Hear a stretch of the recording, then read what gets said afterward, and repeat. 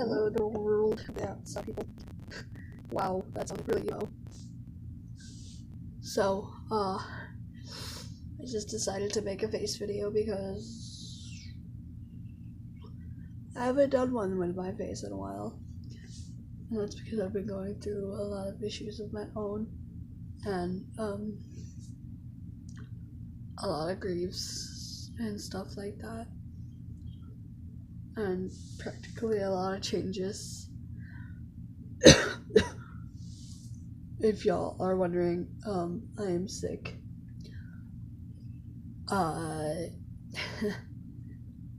My voice is a little scratchy, but it's getting better. I am practically the worst, not the worst person ever, but I am practically, for myself, I have not really been myself lately because I don't really know how to explain it, really. If I say really one more time, I'm gonna not like myself. So,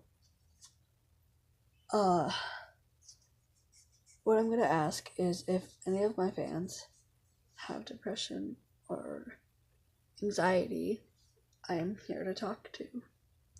See, I suffer with a lot of problems myself. I have a lot wrong with me. I have congenital heart disease, which is a disease in the heart or something. I can't really explain it that well. I can't really do much of what normal people can do. Because of my health, I cannot walk down my own sidewalk without getting out of breath. With my condition, I struggle to make friends, to be a person, to even be considered as a human being sometimes. Sometimes a person just looks at me and instantly judges me by how I have my hair, how I shave it, how I style it, even though it's shaved on this side, how I'm just an emo. But see, with being who you are and being who you're not, there's a price to both. Being who you're not can cause you to lose someone. Being who you are can also cause you to lose someone too, but it's rather than show them who the fake you is, you rather show them your real side than just crumble the world. For me, it's always been, I've showed my real side. I don't hide myself. But it's gotten to the point where I can't step outside of my own home. I can't step outside. I can't go outside. I can't step outside of my own home, is what I'm trying to say, without being judged. I mean, I can, but I really can't. I can't go to school without being told to kill myself. Cyberbullying is no joke either. The people who do cyberbullying, you guys need to understand what you are doing to some people. To the people that you do that to, you are probably just risking their lives. You are probably just, maybe, if you are not careful, you are ending someone's life. But really, what's really been getting to me lately is, why does death happen? Why is death even a thing? Why must we all die?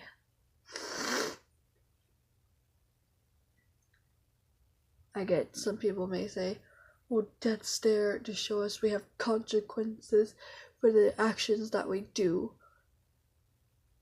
But is it really a consequence?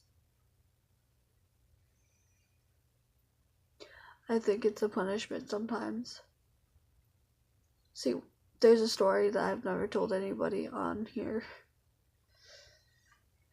When I was a 5-year-old little girl, maybe 6,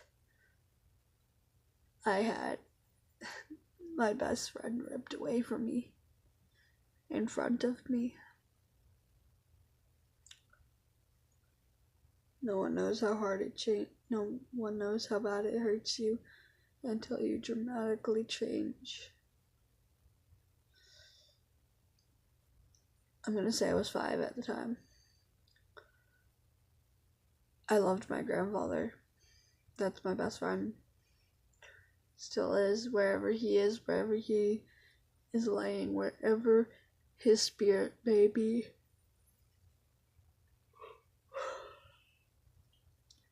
I feel sometimes he's with me.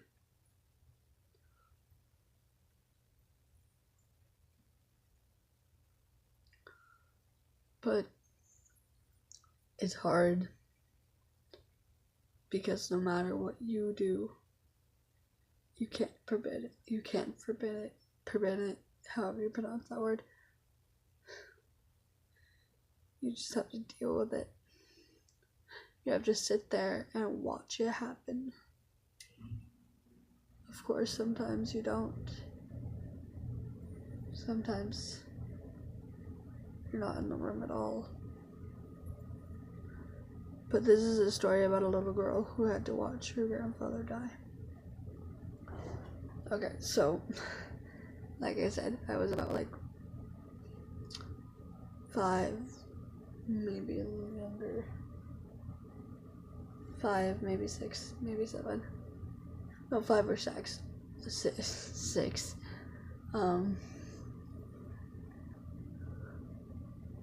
My grandfather on my uncle's side died. I know, not like my actual uncle, my married uncle. Like, he married my aunt, and that's how he became uncle. But even without him being married to my aunt, he's still my uncle.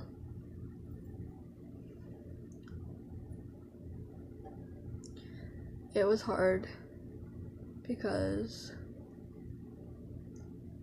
I was sitting there in just a white room, watching him slowly die as he told everyone his goodbyes.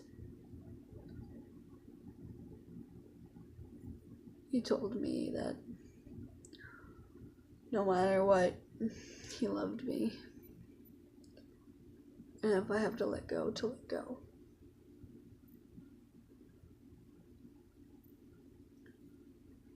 I was his cupcake. Losing him was like losing a dog. No, not a dog, a best friend.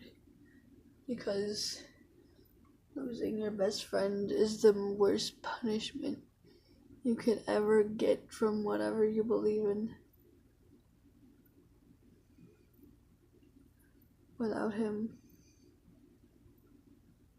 I dream about what it would be like. Sorry, I yawned. I dreamed about what it would be like to still have him here today.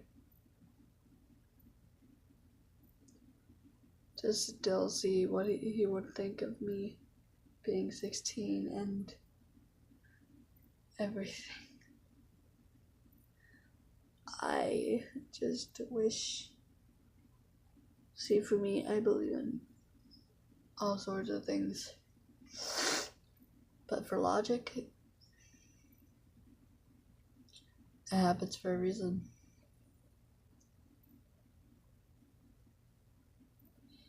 My grandfather and I were uber close. But I was sad he was always there for me when I was alone and so upset. My grandpa was everything.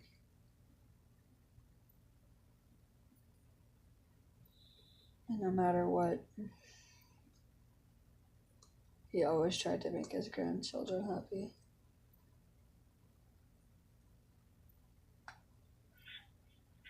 So here comes the day where we're sitting in the hospital. I'm sitting on the bed next to him, talking to him, trying to get answers out of him. I ask him, because I'm curious. I'm like, where do you think you're gonna go when you die? He gives me this smile and he says, well, Cupcake, where do you think all good boys and girls go? And I told him, well, I believe they go to heaven. And he's like, well, then I will be right there with you when you get to heaven. And then when he died,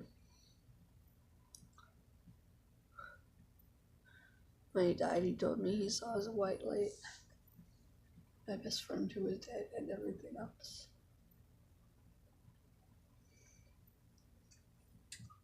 I still miss him to this day.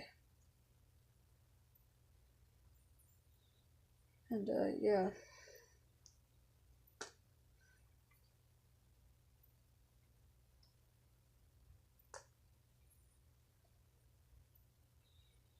People use my grandfather in jokes and stuff like that, and for me it really hurts because it's my best friend you're making fun of right there. So because of all of what happened, I've always had anxiety, but for what all has happened to me, from losing my best friend to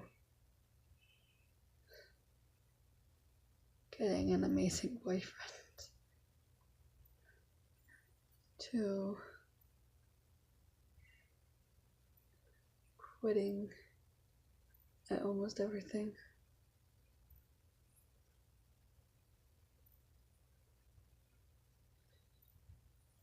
I am depressed. I am sometimes happy, and I am the girl who had to live her life in a hospital. So if you would like to share your stories, or, just share your emotions, I'm here. Just know that you guys are loved and cared for, no matter how hard life is. And to stay strong. I love you guys.